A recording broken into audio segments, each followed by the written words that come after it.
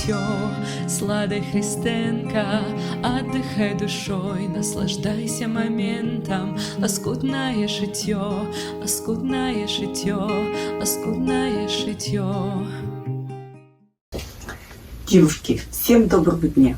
Я Лада Христенко, мастер лоскутных одеял, продюсер Академии лоскутного шитья. Сегодня у нас с вами вторник, 611-й лоскутный эфир. И мы сегодня продолжаем тему, посвященную блоку «Исчезающая девятка».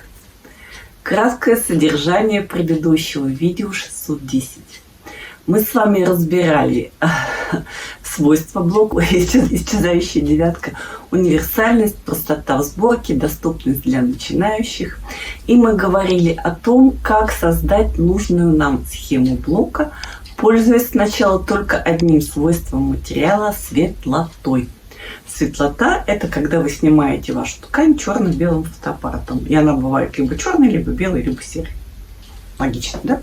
И напоминаю, мы с вами выделили 4 блока, 4 заготовки, из которых получаются интересные полотнища ткани. Смотрите, это у нас черная серединка, серый крест, белые углы. Серая серединка, черный крест, белые углы. То есть углы белые здесь и здесь, обратите внимание, да? Четвертый вариант, белая серединка, серый крест, черные углы, углы черные. И серая серединка, белый крест, черные углы. Говоря черный, я говорю условно темный. И сегодня мы с вами будем разбирать, как делать эти узоры уже из цветных тканей.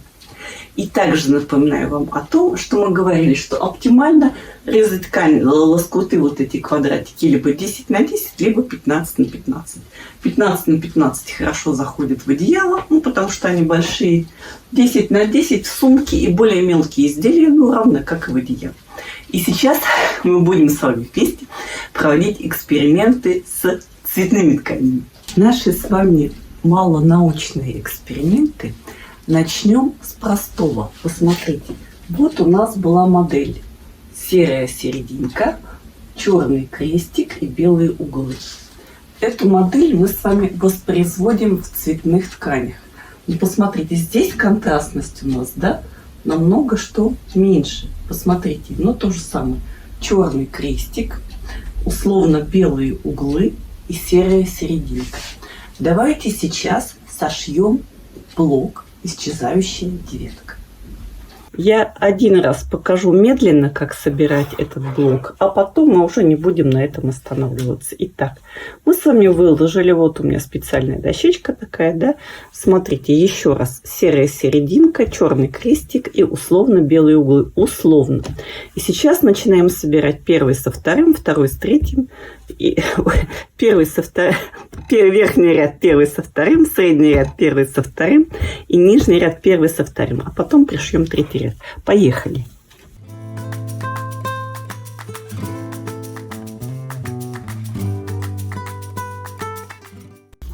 Вот посмотрите, мы с вами собрали в ряды, видите, наши 9 квадратиков. Сейчас мы поворачиваем вот так на 90 градусов и собираем столбики между собой, используя прием замок. Что я имею в виду? Посмотрите, я вот так складываю. Посмотрите, нижний припуск, вот этот, смотрит у меня вниз. А верхняя ткань с припуском смотрит вверх. И я вот так совмещаю. Вот, видите, да, вот у меня шов друг напротив друга, а припуски разложены в разные стороны. Этот прием называется замок. Посмотрите, я когда шью, я вот так прямо пальчиком, посмотрите, вот, прямо совмещаю. Вот я прошла этот замочек, и следующий замок точно так же совмещаю. Посмотрите, вот.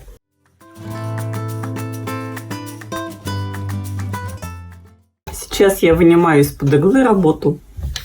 Видите, у меня ровно стыкуются уголочки. Точно так же я совмещаю вот эти замки. Верхний смотрит вверх, а нижний смотрит вниз у меня.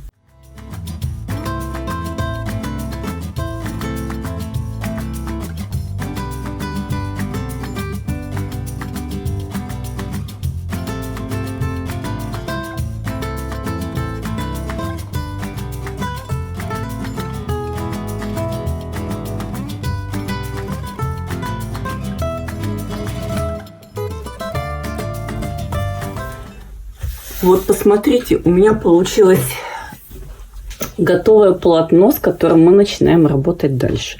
Сейчас мы сделаем влажно-тепловую обработку, а потом что? Разрежем. Вот этот наш блок, крестик, да, вот этот, вот он, мы с вами разрезали на четвертушки. И сейчас мы с этими четвертушками начинаем работать. То есть начинаем их поворачивать. Так, чтобы создать интересный блок. Вот примерно, что у нас с вами получается. Посмотрите. То есть мы сохранили с вами белый, черный и серый. Но здесь это у нас в более уже таком приглушенном варианте. Если честно, мне блок вот в этом виде вот просто не нравится. Получается просто свастика. Но давайте посмотрим. Мы сейчас его соберем в блок, да?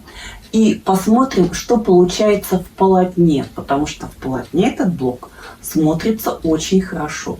Сначала соберем. Ну, схема сборки здесь, конечно, очень простая. Мы соберем 2 верхних блока между собой, потом 2 нижних блока между собой, а потом стыкуем эти блоки между собой. Собираем. Вот здесь снова немножко поподробнее. Здесь наш с вами любимый блок замок. Сейчас мы его соберем. И пока мы с вами не забыли, обратим внимание на ниточки. Вот все работы я собираю вот такими нитками. Это Мадейра 9280. Я про них 1000 миллионов раз говорил. Удобные универсальные нитки. Итак, замок. Смотрите. Верхний замок у нас смотрит припуск вверх. Нижний замок смотрит вниз. Вот мы его так совмещаем пальчиком. Смотрите.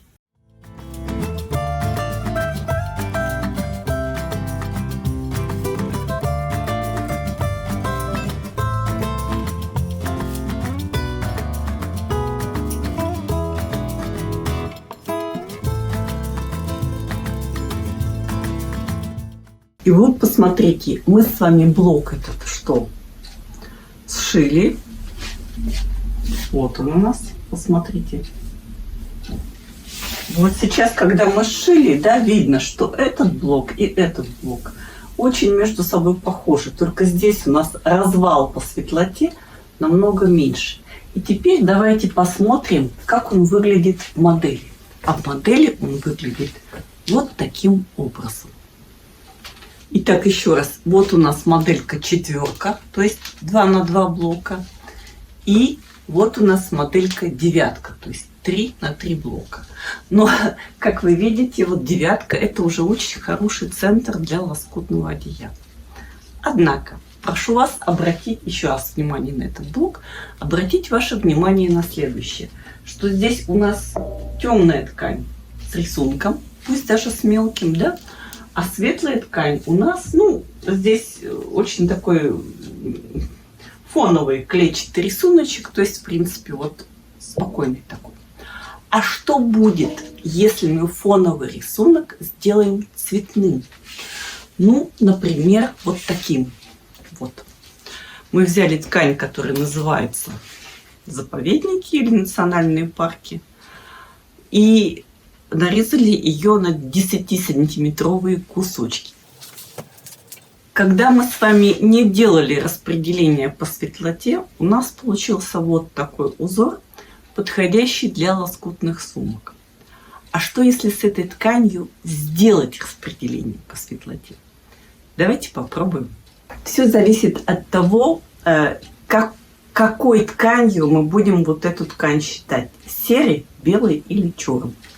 Но в рассмотренных нами вариантах, значит, ткань должна быть либо черной, либо белой, условно говоря. Ну, давайте возьмем вот этот вариант. То есть вот эти вот заповедники, национальные парки, там как они называются, будут у нас считаться черными углами. Вот. Эта ткань есть у нас в учебном магазине, вы ее можете купить. Что касается метража, то еще раз, блок вот такой вот, примерно 25 сантиметров. То есть на центр одеяла, ну, вам нужно примерно 5 блоков по ширине или 5 по высоте, или 6 блоков. Ну, Ну, давайте сейчас закончим этот блок. Смотрите. Допустим, это у нас черные будут квадраты. Вот, видно, да? Значит, квадраты в центре, вот эти серые, должны быть светлее, а белый еще светлее. Давайте попробуем подобрать. Смотрите. У меня, вот, если я хочу, допустим, чтобы у меня сумка и одеяло были в оранжевые. Вот ткань с оранжевым. Видите? Вот она есть у нас в учебном магазине. Все, что я вам показываю, есть в учебном магазине.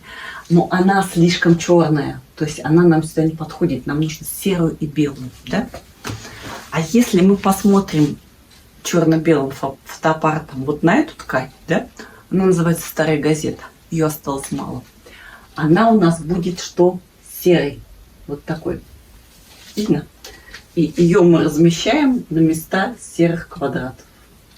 Вот примерно так. Видно, да? Смотрите, как хорошо сочетается. Мне очень нравится это сочетание цветов, такое терракотовое, да? И в центре мы с вами поместим условно белый квадратик. Что ж условно? Он светлее всех остальных. Он вот примерно вот такого цвета. Видите, да? Вот он. Сейчас мы с вами сошьем блок и посмотрим модель, что у нас с вами получилось.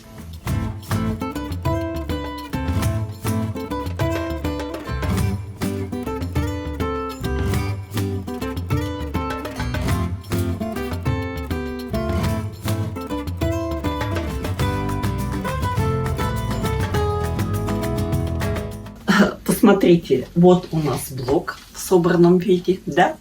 И вот у нас четверка, то есть 2 на 2. И вот у нас девятка, то есть 3 на 3. Вот этот блок. Надо сказать, что оттенки оранжевого всегда отлично смотрятся в лоскутных изделиях. Сразу вам скажу, что у нас в магазине сейчас новая поставка. И у нас есть вот такой оранжевый. Это потированный оранжевый цвет. Да? Посмотрите, потированный, значит добавлено немного серого.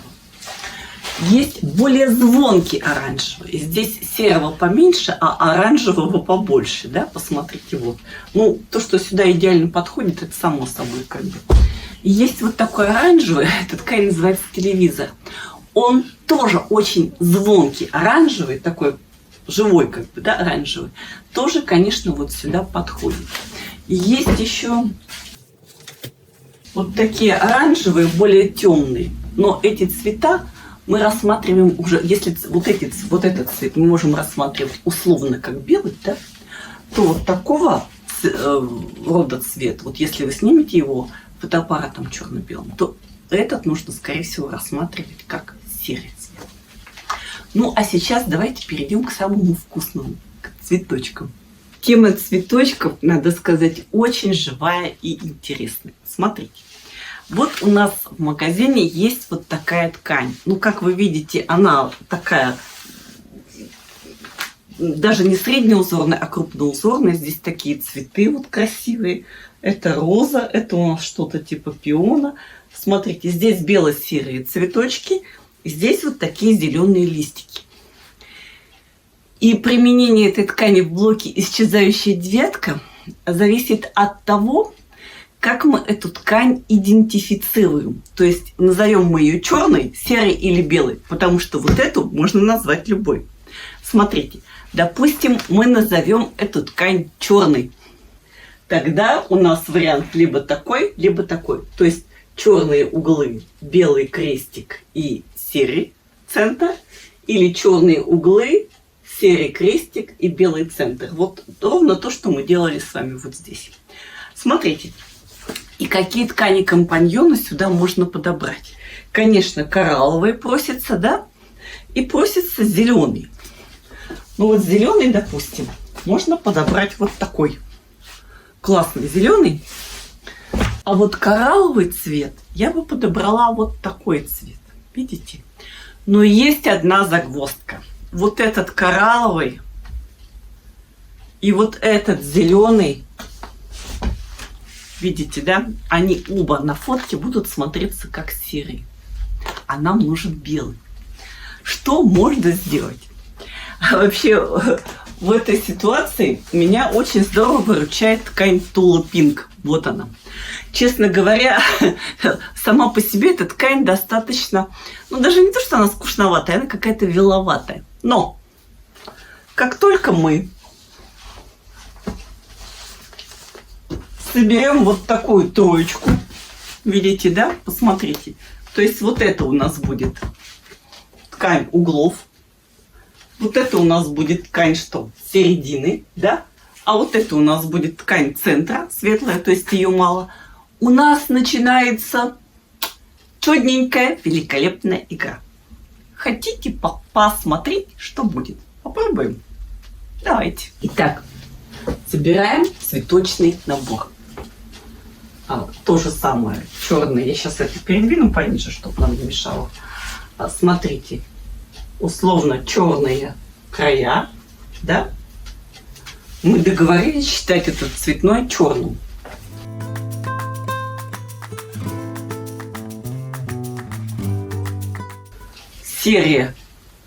Серый крестик. Мы договорились считать вот этот зеленый серым.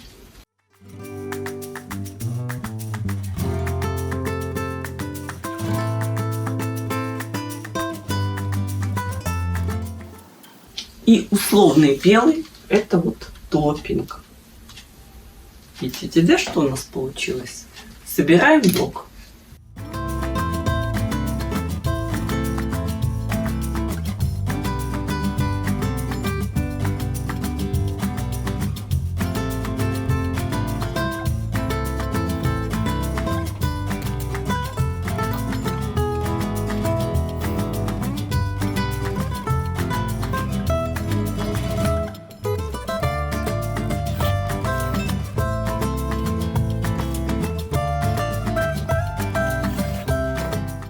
Вот посмотрите, мы с вами разрезали блок на 4 составных элемента. Как мы можем составить? Так, как мы уже с вами составляли. То есть вот таким сложным крестиком. Да? Сейчас, подождите. Вот так. В принципе, у нас получится вот. У нас получится хороший элемент. Сейчас подниму повыше немножко. Хороший элемент для лоскутного одеяла. А смотрите, если мы повернем с вами вот так, у нас с вами что получится? Центр для лоскутной наволочки, например.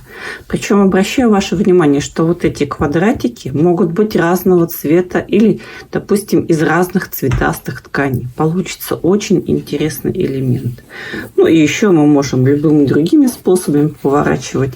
Вы когда начнете играть в эту игру, я вас уверяю, вы просто не сможете даже остановиться. Это очень интересно все, конечно, посмотрите. Можно вот таким образом сложить, да? То есть у нас с вами получаются разные комбинации этого блока исчезающая девятка.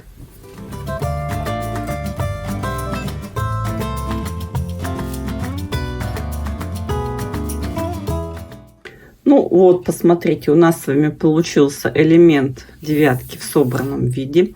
Надо сказать, что вот этот зелененький, он очень освежает, то есть он такую свежесть придает. А вот этот белый, он коррелирует вот с этими белыми фрагментами, которые у нас на цветастой ткани. Ну и теперь посмотрите, что получилось. Четверка, вот она на экране, и девятка. Вот посмотрите, мы сейчас с вами рассмотрели вот такой блок. То есть вот эти цветастые квадратики и более светлая часть. Веселье только начинается. Вот эта ткань называется Каталина. То есть условно мы ее обозначаем как черную. Какие ткани могут быть к ней компаньонами? Например, вот такая зеленая, посмотрите, да? И, например, вот такая оранжевая. Что получится, если мы соединим эти ткани в блок исчезающая девятка?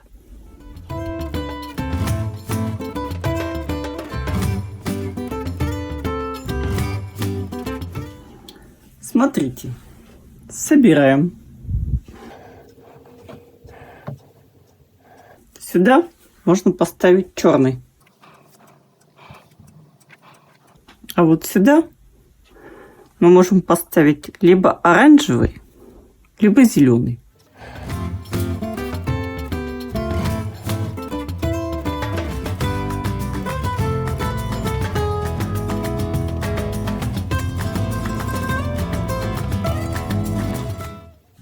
Ставим оранжевый. Что получится?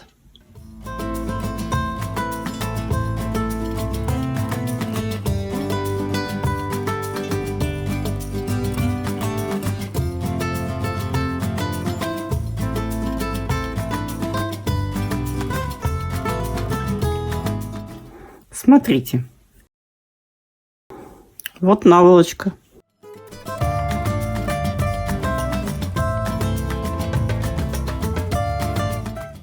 Мы можем вот так положить.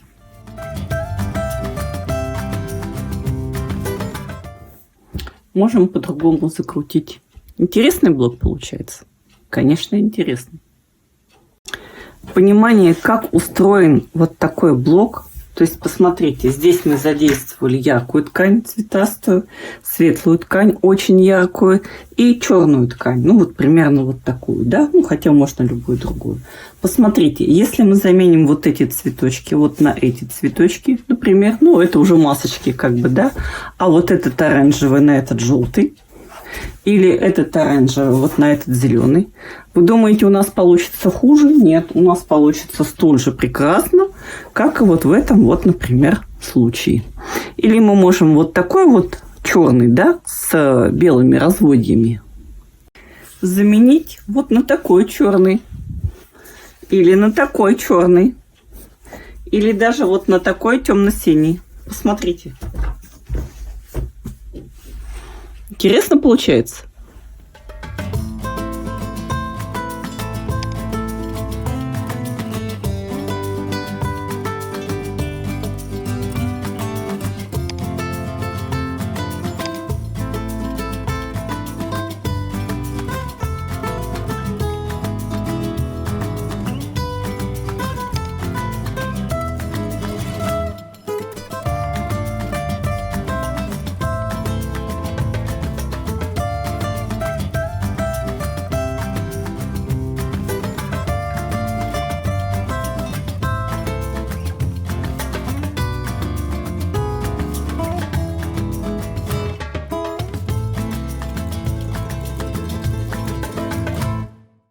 Ну и, конечно, никто не помешает нам соединять эти блоки между собой в очень даже элегантной композиции. Вот таким вот образом. Или вот таким вот образом. Или любым другим образом.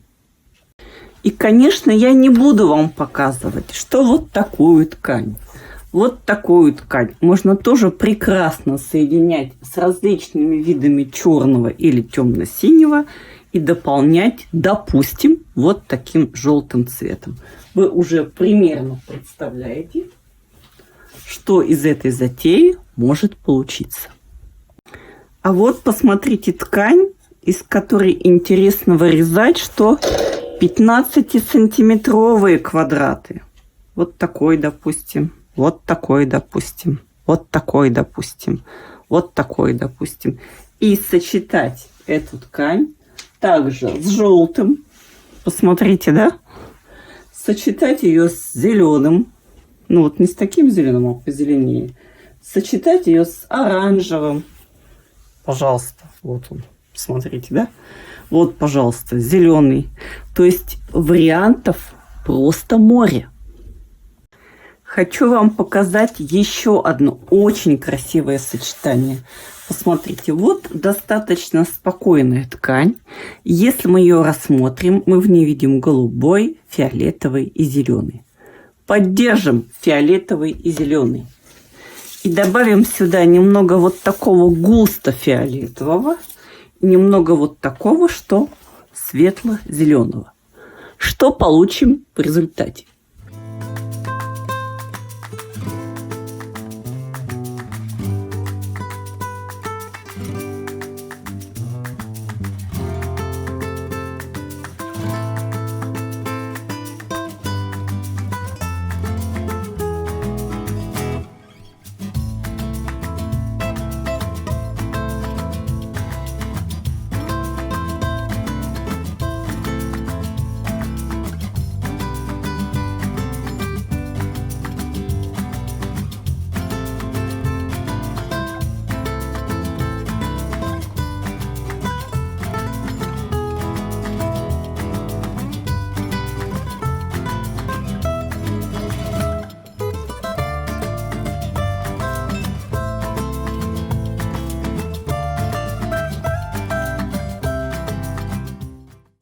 И в финале нашей беседы хочу вам показать ткань вот такую.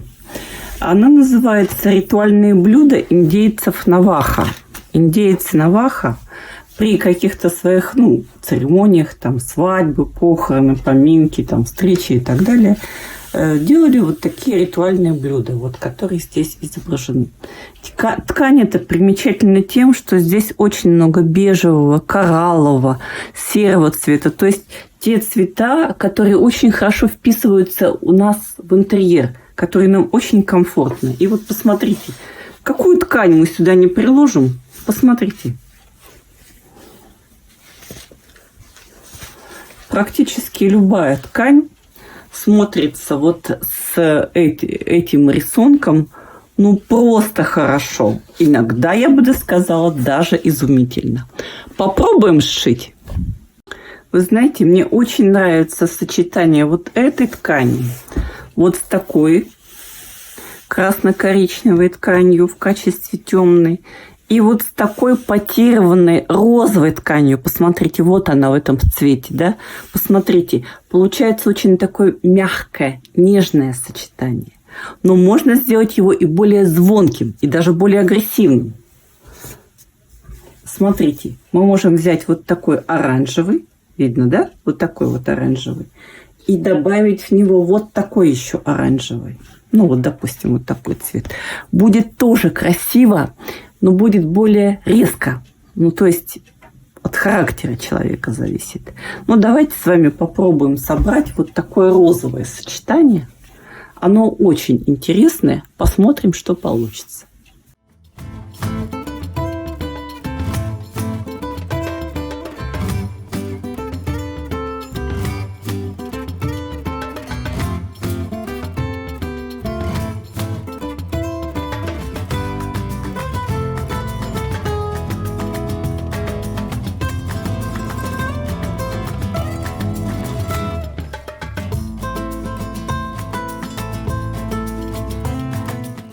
Вот такой изумительный узор у нас с вами получится.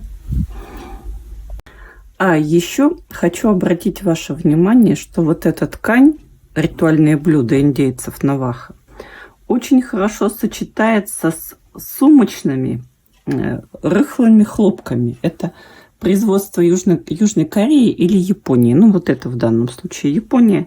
В этих тканях красят нити, а не саму ткань. Смотрите, вот здесь вот красят ткань, то есть сверху наносят рисунок, а основа ткани светлая. А вот в таких вот тканях в них красят нити, посмотрите, да, видите? То есть они вот с лицевой и с изнаночной стороны одной окраски. Кстати, можно варьировать вот тут цветом по-разному. Вот, посмотрите, да?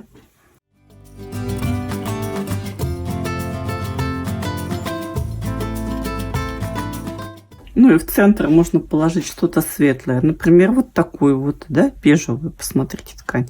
Можно даже вот такую розоватую. Посмотрите, как будет хорошо смотреться. Можно вот такую желтенькую. То есть, в принципе, можно положить сюда любую тканюшку вот из корейских. И будет тоже смотреться хорошо. Вот такие южнокорейские ткани есть у нас в учебном магазине в разделе сумочных наборов. Это называется набор тканей для аппликаций.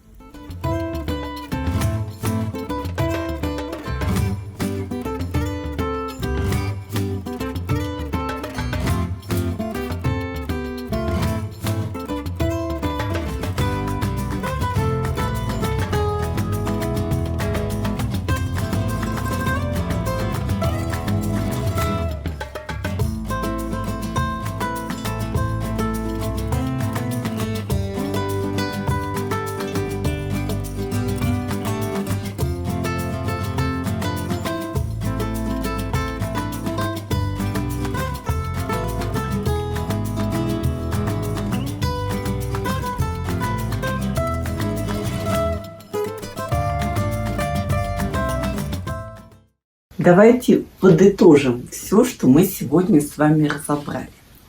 Мы с вами установили, что лоскутный блок – исчезающая девятка, который собирается из 9 квадратиков. Давайте повторим, да? Раз, два, три, четыре, пять, шесть, семь, 8 и 9 дает нам с вами удивительные возможности для творчества. Ну, во-первых, вот все, что на чем это висит, это дизайн стена, это специальная ткань, видите, я прикалываю без булавок. Ткань это есть в нашем учебном магазине, не переживайте. Вернемся к дизайн стены. Итак, разрезание этой дизайн стены на 4, разрезание этого блока на 4 части дает нам удивительные возможности для творчества. И мы можем делать как блоки для лоскутных одеял, ну, например, вот такие яркие, да, так и блоки для лоскутных сумок. Вот, пожалуйста, примеры у вас для сумочек. Прекрасные, просто я немножко отойду, посмотрите, да. Прекрасный, конечно, вариант, на что нужно обратить внимание. Оптимально смотрятся блоки, когда вот эти угловые блоки, вот эти цветные, вот, а блоки крестик и центр, они что? Более однотонные. Не обязательно только однотонные, более однотонные. Вот этот центральный квадратик, он, как правило, должен быть всегда более ярким. Ну, вот, например, да. Вот, пожалуйста, вам такой пример. Ну, то есть, смотрите, вот если я сейчас начну снова складывать, как было, да, то у меня что получится? Вот сюда, вот сюда, вот сюда и вот сюда. Вот что у меня было в исходном варианте, 9 квадратиков, да. Я их вот таким вот образом интересным разрезала. Бесконечные калейдоскопы, их можно складывать просто бесконечно. Квадраты эти можно резать 10 на 10. Можно резать 15 на 15. Вот больший вариант, он больше подходит для одеяла. Ну, хотя, на мой взгляд, для одеяла подходят и вот такие варианты. Из этих наборов вы можете делать сумки, подушки, одеяла, какие-то, возможно, творческие панно, потому что это тоже, конечно, детские коврики, если вот это квадратики с какими-то там смешными зверушками и так далее. То есть у вас масса вариантов, а блок этот шьется очень легко и просто. Еще раз. Нитки 92,80. Вот они. Я снимаю их с машинки Модейра. Есть в нашем учебном магазине на полке нитки. Ткани. Все, что тут есть, абсолютно точно, есть у нас в учебном магазине на полке ткани. Ну, и если вопрос касается сумок, а вот у нас сумочные версии, вот эта ткань называется «Ритуальные блюда индейцев Навахо». Она у нас есть в разделе ткани. А вот эти ткани японские и корейские, это рыхлые хлопки или фактурные хлопки, их еще называют. Они дорогие, то есть они сейчас вот в швейных магазинах в Москве стоят уже за 2000, 2000, 2500 и так далее за метр. Они у нас есть вот в таких наборах. В этом наборе 12 видов тканей, лоскуты 25 на 27 сантиметров. Вот такие лоскуты есть. То есть, в принципе, вот, пожалуйста, вам посмотрите, вот ткани японские сочетаются с тканями, допустим, вот просто вот такими вот. Все это есть, все это вы можете купить, возможности вашего творчества фактически не ограничены. Конечно, сейчас лето, и, конечно, хочется шить сумочки. Шейте сумочки, ну а на зиму уже начинайте запасаться тканями для теплых лоскутных одеял. У нас есть еще и тенсулейт, и термофильм в учебном магазине. Поэтому, пожалуйста, закупайтесь, пока все это при низком долларе. У меня на сегодня все. Если остались вопросы, не стесняйтесь задавать их в нашей группе Telegram «Влада о лоскутном шитье». И да пребудет с вами лоскутная сила. У меня на сегодня все. Всем пока!